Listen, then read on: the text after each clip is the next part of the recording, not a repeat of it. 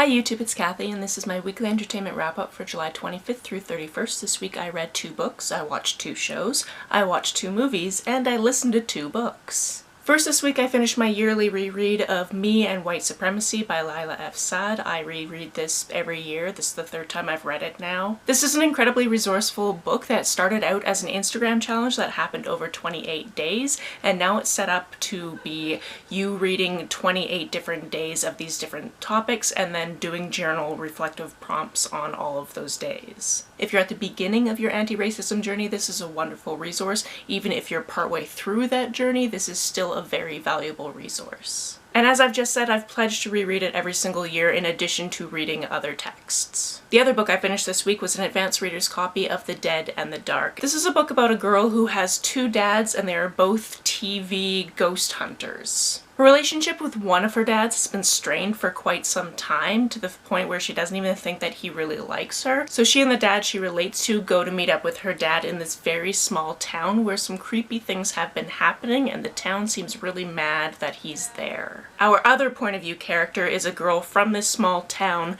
whose boyfriend has gone missing. And he went missing right around the time the dad showed up in town. This is creepy and mysterious and paranormal, and there's this whole cast of small town characters and who likes who for what reason and who's homophobic and all of these things. I believe this one comes out in just a few days and I highly suggest it. It was really good. On to what I watched this week, the first thing being Bones. We're probably going to start getting to the part where we really started our rewatch, because when we started this we were just kind of picking random episodes, and then somewhere I think in the 5th season we just started watching and then kept going forward from there and loop back to the beginning.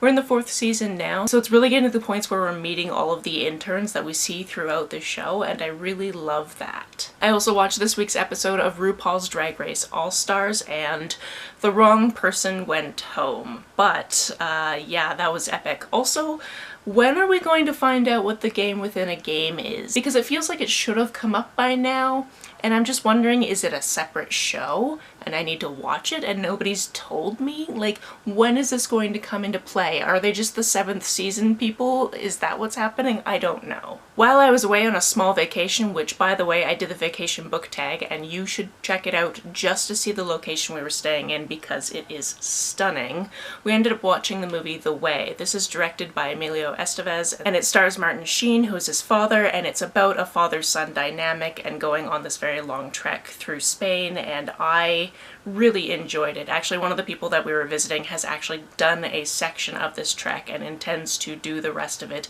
eventually, but it takes some time. It's 800 kilometers. It's a long walk. And it definitely made me want to travel. The other movie also made me want to travel, and that's The Lady in the Van. This stars Maggie Smith, and she's an old lady who lives in a van parked in a driveway of a playwright in the 1970s and 1980s in Camden. This is all about this playwright trying to figure out who she is, where she comes from, what her story is, but also try to live his own life. It's a very quirky movie. It was shot in some interesting ways, and it makes me want to go find that exact house the next time I'm in London. On to the books I listened to, the first one being May the Best Man Win. In this one we have 2 point of view characters. The first one, Jeremy, really wants to win prom queen because he just came out as trans, and previous to that he was probably going to win prom queen. Now he is just desperate for people to see him as he is. Our other point of view contender and somebody else up for the crown is his ex-boyfriend. He's been working towards this for years, captaining different clubs. He's actually the head of the homecoming committee. In addition to this, he's always been seen as the second son, the son that nobody really pays attention to because everyone really liked his brother,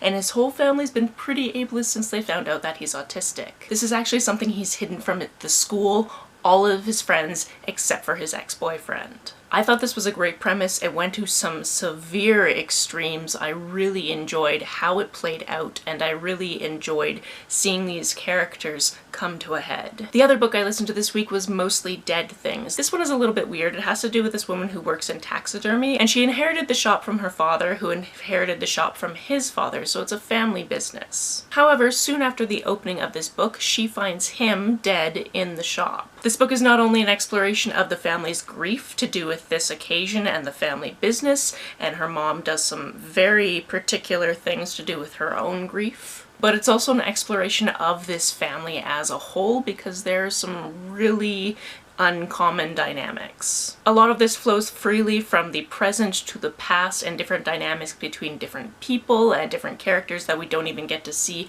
on the page except for in these flashbacks. So it was an interesting premise. I just don't know if it was my favorite thing I've ever listened to. That's it for this week. If you've read, watched, or listened to any of these, let me know about it down in the comments below. On the way down to the comments, if you hit that subscribe button, that would be very nice of you. If you don't feel like leaving a comment but you want to make sure that I know you were here, just leave me an emoji or a smiley face if you're on your computer. Some people have asked if there's a way to financially support this channel, so I set up a Ko-fi account, which is a digital tipping service. The link for that is down below, as well as a link to my PayPal or my Amazon wishlist in case you would like to buy me a book. You can like and share this as you see fit, and I will see you very soon. Bye!